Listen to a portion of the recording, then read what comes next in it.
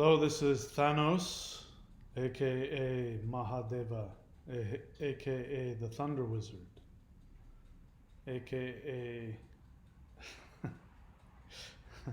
Arnold swears he's bigger, and I'm aka Michael William Denny, and I'm here to address the rumors that I may be Thanos incarnated. Um, Obviously, there is a physical similarity.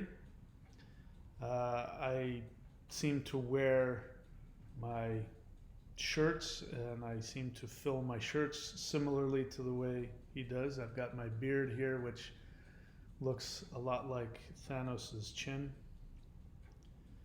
But I want to talk to you about why I think this is a tremendous compliment. And I want to talk to you about the spiritual significance of this character, Thanos. So I want to be clear about something. I believe that mythology,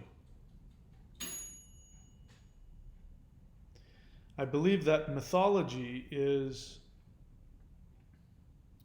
the way that the gods and the ancestors communicate to human beings. True mythology is not a cool story that somebody has made up. True mythology is a story that is timeless. That no matter if you tell the story to somebody 1000 BC or 3000 AD, the story will impact them with the same strength and ferocity and truth. And I believe this to be true of a lot of modern comic books. I mean, the reason why people go and watch the Avengers movies and Batman and, how awesome was that movie? The one with, not the most recent Joker one, but the one with Batman and guy who passed away, who got an Oscar for playing the Joker. I mean, how brilliant of a movie was that? I believe that was channeled information.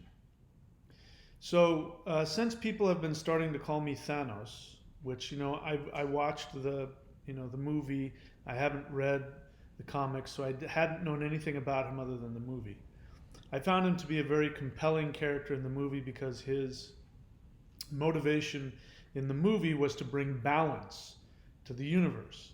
And he believed that beings all over the universe were not respecting the resources and that there was overpopulation. And so, in order to save life, he took it upon himself to become death personified and to, with a snap of his finger, take out half of the beings in the universe. And so that was a very noble motive. Now, the thing about playing a true villain, and I was an actor for many years, and I think I'm a brilliant actor. I'm as good as any of them, better than most. And one of the things that I did was I played bad guys. I would play characters, but I would play the bad guys. If there was a bad guy in a movie, I would play it. And it was because I would never judge them. Because no matter who we're talking about, whether we're talking about Hitler, Stalin, you pick the bad guy. The acts that they do are horrible. No two ways about it. There's no justification for the actions that they take. Their motivation is different. You sit them down, they will tell you, that they're doing it to save the world. They may do it with tears in their eyes, telling you they're doing it to save the world. Now, of course, they're nuts. They don't understand. They're not linked into actual reality. It's all their own internal unresolved stuff that's projected onto the world. But from an actor's standpoint, it's gold, because real acting and real stories, the thing about a hero is somebody who overcomes um, unbelievable odds in order to accomplish his goal. This is what it's all about. So this is why people like watching um, Hannibal Lecter, because even though he's not, a real serial killer is not going to have his mentality. They're narcissists. They're totally different. But the way that the character is written is that he has this nobility about him, and whenever he ends somebody's existence, he does it because there has been some deep nobility within him that has been offended, and so he's doing it to make the world a more beautiful place. That's why we like watching those movies, because even though we know he's scary and horrible, in the way he's predicted in the movies, he only offs the bad people, and so we like that. So Thanos, the way he is depicted in the movies, is very similar. However, since people have been calling me Thanos, again, I listen to the universe. The universe, if I get the same message from multiple people saying the same thing, I go and I go, somebody's trying to tell me something. So I started doing some research on Thanos, and I was I took it as a compliment that, at least in my video presence here, that I look like him, and I took that as a compliment because I think he looks pretty damn cool. Yeah. Who doesn't want to have that kind of power and look like that? But then I started looking at the true backstory of him, which is quite different from the movie version. The movie version, they've watered him down considerably. But what is really interesting is when, again, I believe that mythology, and I believe that many, not all, but many comic book stories are channeled modern mythology, which is why they've taken mythological characters like the Aesir, Odin and Thor, and put them into comic books, because comic books are the modern mythology. And the ones that stand the test of time will be the ones that will have, because there was probably many other, well, actually, I don't know that. I'm talking out my rear end right now. Anyway, but I think the ones that stand the test of time are going to be the ones that stand the test. They're going to be the new way that the ancestors give out channeled knowledge to human beings to help us learn and grow. So what's interesting about Thanos is that he was born on Saturn. So Saturn in astrology is the god of death. The true god of death is Ketu. But Ketu vibrates with the shadow of Saturn.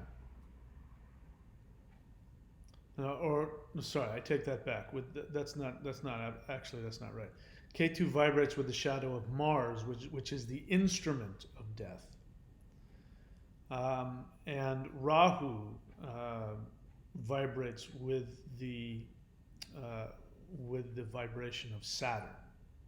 Saturn is the cause of death. Mars is the agent of death. So Saturn represents constriction, old age, disease, poverty, misery, hopelessness.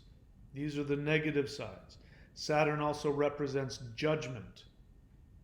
And the Thanos character has within him judgment. He's bringing judgment to the universe by wiping out half of the population because people aren't respecting the resources that are available to them. So he's an agent of judgment. One of the things I really enjoy about him, and not personally like I admire him, but what I enjoy about the story is it's teaching about the power of the feminine. You're wondering, what the heck does this have to do with Thanos, the power of the feminine? Because if you know the story of Thanos, Thanos is born to a family, and he's a mutant. So he's born different. He looks different. He looks like a monster. He looks like a demon. He looks very different from the moment he's born. And his mother flips out. And that is mothers don't do that. Mothers tend to love their children, and even if the mother of a serial killer, if she's if she's interviewed by the press, she'll go on and say, it wasn't my son. My son was a good boy. I raised him to be a good boy. He's just a little, but he's this, but he's a beautiful. Mothers tend to do that with their kids. In this, the mother flips out and sees him. This is the real question. Does she see him for what he truly is? Or does her reaction then create a self-fulfilling prophecy that he becomes what she saw him to be? So in this, we're seeing the power of the feminine. The power of the feminine when it is not operating from the true maternal aspect that it has. And the power that the feminine has to distort the masculine, in children especially. And this is true. You'll find this with serial killers. You will find that many of them were abandoned by their mother. Many of them were abused by their mother, psychologically and physically and sexually. You'll find that they were just absolutely, totally discarded and dismissed and debased. This is the power that the feminine has over the masculine. And I have to say this, the feminine has all the power. All of the power. No man can resist true feminine power. No man. We see this in the depiction of Shiva and Kali, where Kali is dancing on Shiva's corpse. Dancing. And he is a corpse and he is dead. That, we're talking about the full masculine and feminine in its Saturnian aspect. She's the agent of that, and he is the representation of death. Mahakala means great death. Mahakali means the great Shakti of Kala, time, death, limitation. So what I really like about that is that he in the comic books, he goes to her as he's growing up. He doesn't remember. She tries to kill him as an infant. She tries to take a knife and kill him, and she's prevented from doing that. And he has these nightmares as he's growing up of somebody trying to kill him, and he doesn't remember who it is. And he goes and he sees his mother, who went insane after giving birth to him. She went insane and was put in an insane asylum. And he went and visited her every day and would tell her about these dreams that he has. And he's like, he's on the verge of remembering that it was his mother that tried to kill him. But he loves his mother. And so I didn't learn exactly how, but I can imagine the knowledge that when he became aware of it, what that must have done to him. It's a horrible thing, horrible experience. I can speak for men that, this was me when I was a kid. By the way, of course, my first love, as any little boy, was my mother. And my mother did similar, nothing to that degree, but when I stopped being a toddler and I became 5 years old, my mom flipped on me, just completely flipped, and started, doing all kinds of, I didn't understand. I didn't know what I had done. So I really understood that aspect of it. And that has been the theme of my life. And when I get into relationships that aren't the best relationships, I'll chase after women who are unavailable to re-experience that. Because on an unconscious level, I'm not that 4 or 5 year old boy trying to get his mom to turn around and love him again.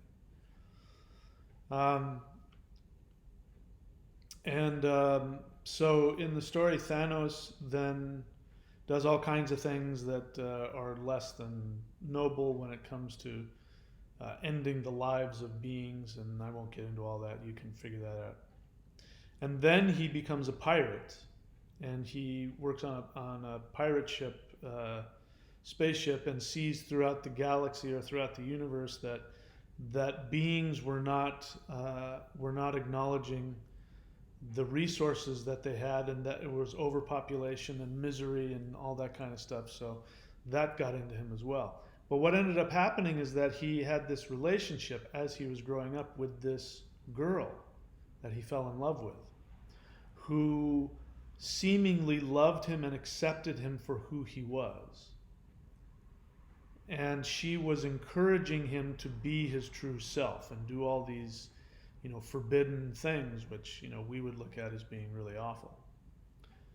And then when he became aware of who she was, when the time came when, that he always had to do things to earn her love, do more and more outrageous, evil things in order to get her love.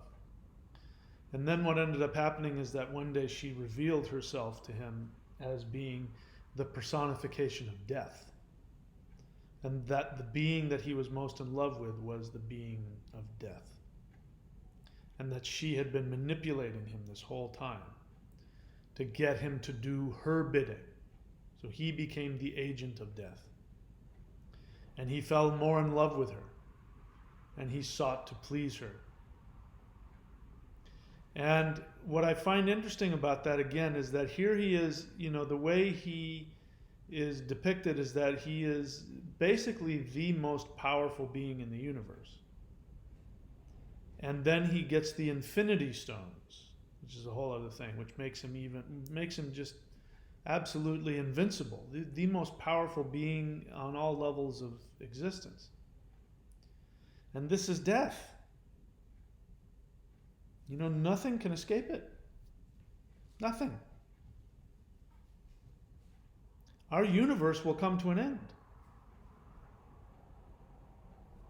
There will come a point where the planets, according to the modern understanding of physics, that the planets and the stars and everything, the stars will eventually burn out. The Big Bang, which is continuing, that the universe is going to continue to expand indefinitely unless they figure out something having to do with dark matter, which might pull it back in together. But even so, no matter how you look at it, if dark matter turns out to be something which will shift the mathematics so that the universe collapses in on itself, then either way it's destroyed, either way you look at it. But nothing can escape it. Nothing. That's why he's invincible. But there's a wisdom. Now let's talk about Saturn, the planet Saturn. There's a wisdom to Saturn. Saturn holds a wisdom that cannot be found anywhere. The knowledge that one day you will come to an end is the most profound knowledge there is. And ironically, it is the knowledge that gives life the most immediacy. It is the myth of immortality. It is the myth of immortality that ironically makes people sit and stagnate and create death within themselves. The fear of wanting to not die actually creates death. The embrace of the inevitability of death creates an immediacy to life. The one thing I liked about Thanos is that he had eternal youth, something like that. And people have been saying that about me, that I'm getting younger. I keep running into people, every person that I run into here and have an exchange with, they'll say something to the effect of, my God, your skin is so soft and you look like you're 40, or, how old are you? And, listen, that might change. I don't need to pretend that, I don't need to hold on to that. That may change. But that is something that I give because I have Saturn in the 6th house, retrograde in Capricorn. So the 6th house is Saturn's house. It's the house of it's one of the death houses, and it's the house of diseases and enemies. And when Saturn sits in his own house, he protects it. So that's one of the ways. If you have Saturn in the 6th house, especially if it's in one of its own signs, Capricorn or Aquarius, that is an indication of long life. In the beginning of life, it means you become a target. And this, again, Thanos was a target when he was a kid. He was different. He was misunderstood. And I was that way as a little kid. I was a little kid. I was always shorter than everybody else. I was always either the shortest or the second shortest kid in school. I was the tiniest one. I got picked on by my brother. I got picked on by kids. That's how I learned how to fight. It's because just to go to school, I had to learn how to fight because I was always getting picked on. And it ended up that I was the shortest kid in school, but I was the toughest. Nobody would mess with me because I wasn't afraid of anybody, and I'd take down the biggest kid and put him in a headlock, and Saturn does his job. So don't fear Saturn is the point I'm trying to make. Don't fear the challenges. Saturn is discipline. Saturn is hard work. And without discipline and hard work, you cannot achieve anything, but you cannot achieve spiritual enlightenment. Saturn brings a wisdom, the wisdom of knowledge and experience and time. Time brings a wisdom that no other thing can bring.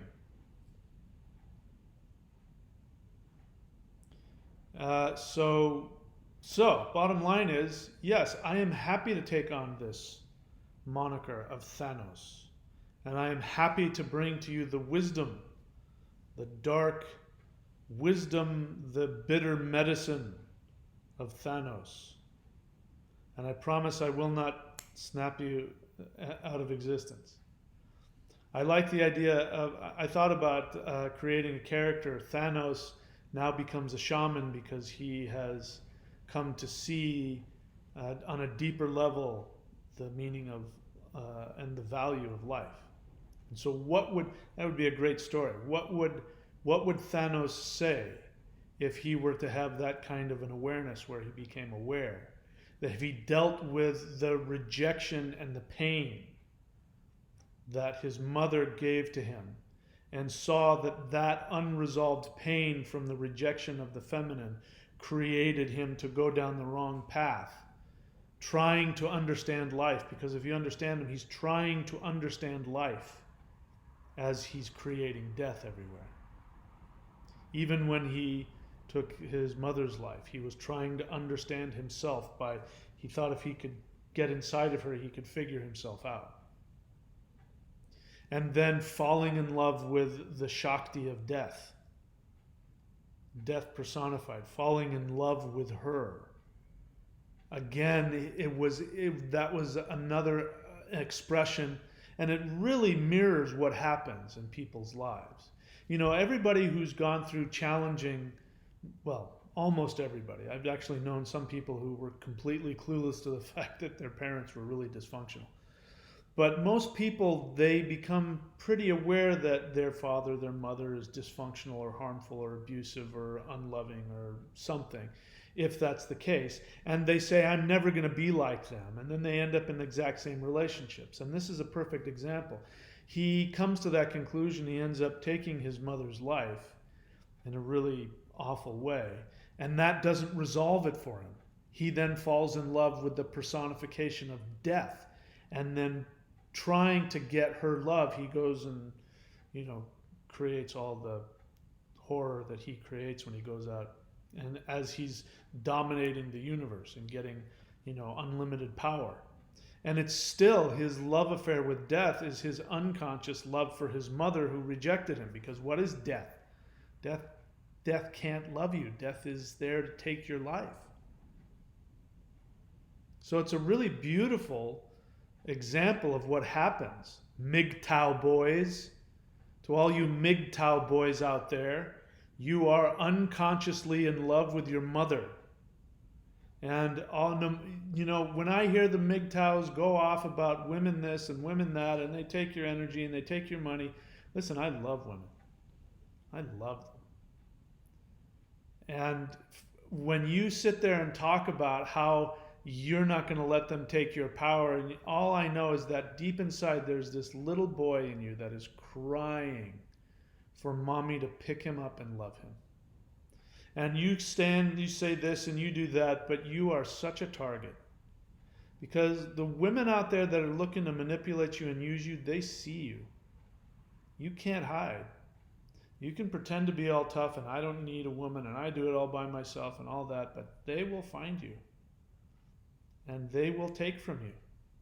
The only way, because I'm in full agreement with you, that the feminine is the most powerful force in the universe. The mother is the most desirable, most powerful thing in the universe.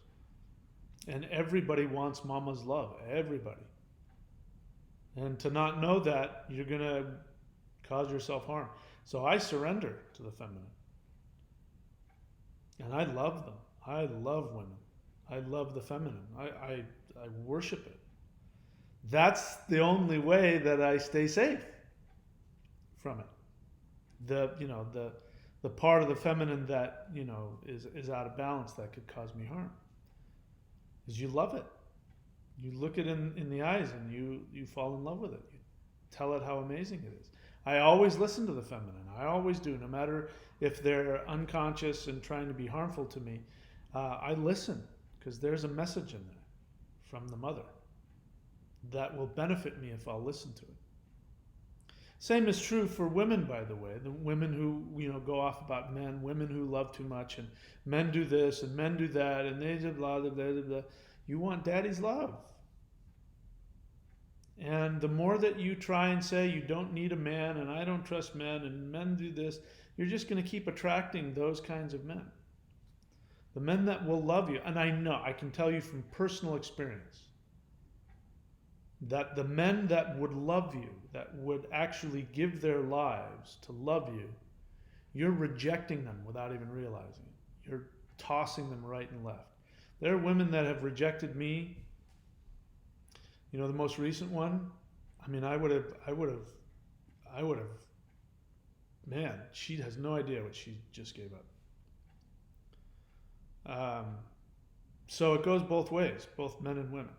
But I really like the personification of the feminine with Thanos and the story of Thanos. So I'm going to accept that moniker of Thanos, but I will bring a higher harmonic of Thanos. But the wisdom that he has, being that he is a representation of Saturn, and the wisdom that he has at knowing about life and all of that, which is interesting. He's a representation of death, and yet he's immortal. Immortality.thunderwizard.com. All right. I'm starting to babble now, so I'll shut up. All right. That's it for me. I will see you guys very soon. What am I looking for here? I'm looking for this. Subscribe or perish.